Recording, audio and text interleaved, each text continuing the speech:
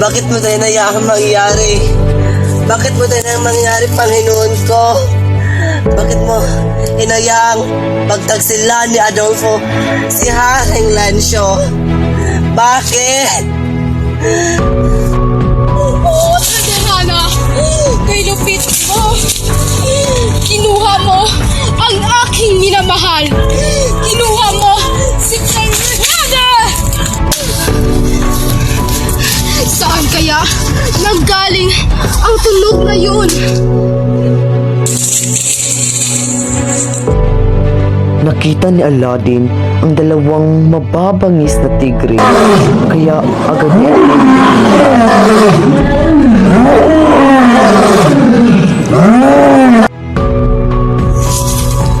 Parang nakita ko na ang taong ito.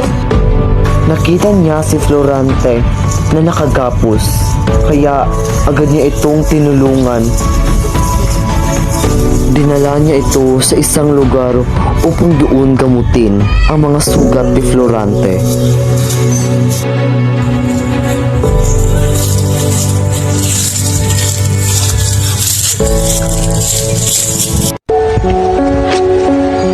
Sino ka? Anong pakay mo sa akin? Bakit ako nandito? Tsaka, asan ka na, Laura? Asan ka na, minamahal ko? Halika't magsama na tayo.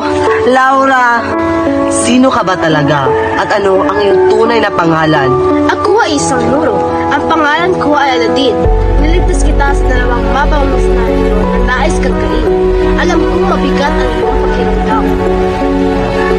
Nag-usap sila at binalikan nila ang kanilang nakaraan.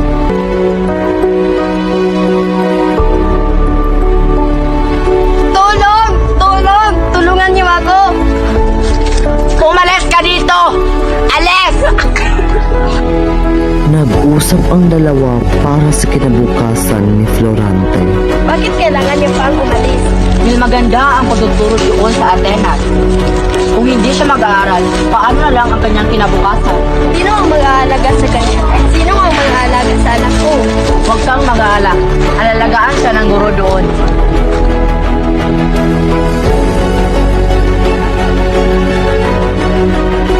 Napagdesisyonan nila na paaralin si Florante sa Atenas. Magandang araw po. Magandang araw. Narito po ang anak na si Florante. Ako po si Florante, ang inyong estudyante. Ako po ang magiging guro sa iyong anak. Huwag kang mag-alala, Florante. Magugustuhan mo ang paralan dito sa Atenas. Maraming salamat po ang aking guro. Hindi nagtagal at pinagtitipon sila. Si Florante at si Adolfo ang unang magsasalita.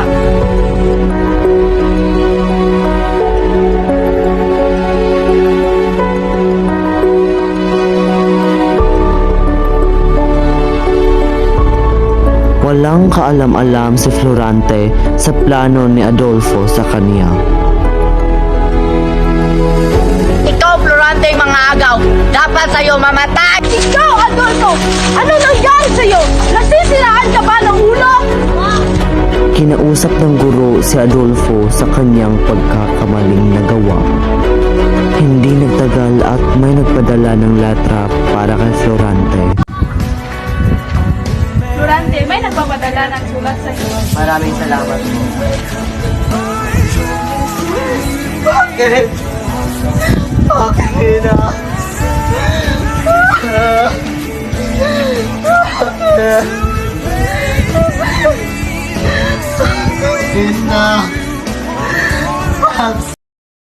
Ang pag-uwi ni Florante.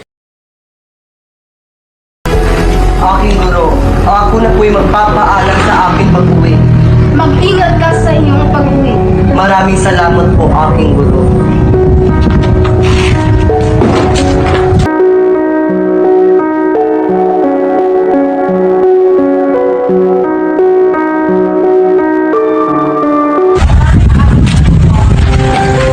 Magandang araw po.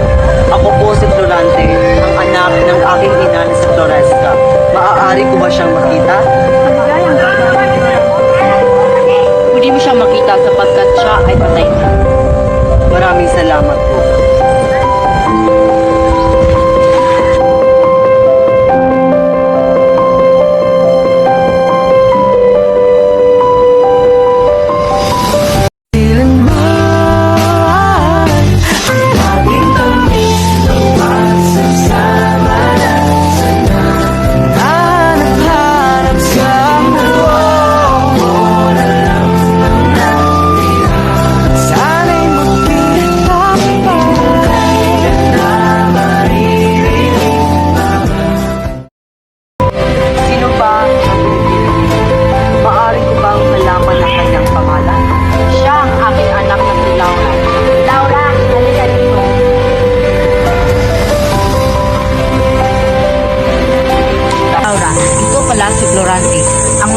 nasa isip ko na para sa'yo.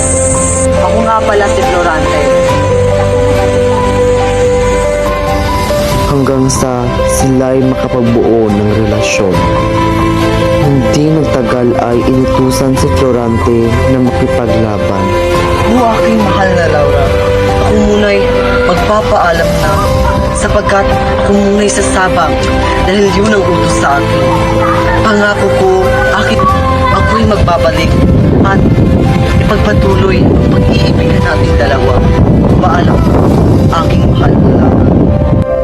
Sumabak na sa labanan si Florante kasama ang kanyang mga kakampi. Sugod! Sugod!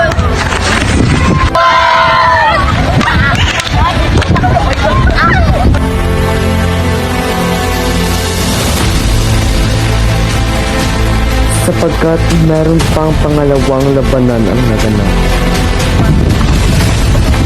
Sugod! Sugod!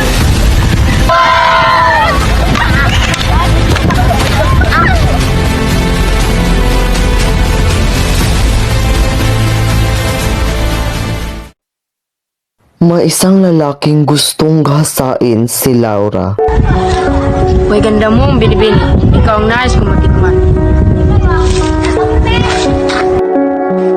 Umayaw si Laura sapagkat ito'y tinulak. Agad na natumba si Laura sa pagtulak nito. At ngayon, matutupad ko na ang aking hiniling. Sapagkat hindi ito natuloy dahil nakita ito ni Floreda. Agad na pinana ni Floreda ang lalaking gustong gahasain si Laura. Sa hindi inaasahan, ito'y natamaan. Kaya agad na tinulungan ni Floreda si Laura upang maligtas sa kapahamakan. Agad itong narinig ni Aladdin at Florante. At dito nagsimula ang lahat ng pagbabalikan.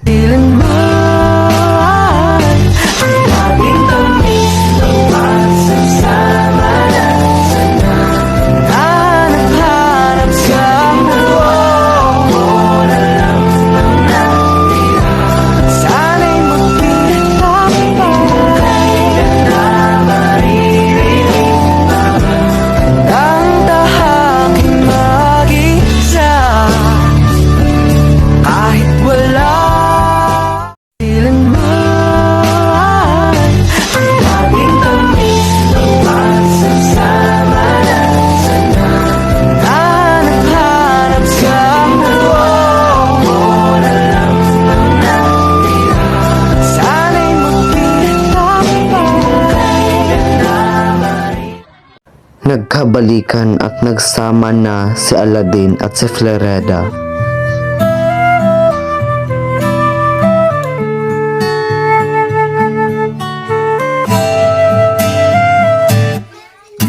Tungalay kong arana para sa dalagang walang kasing ganda.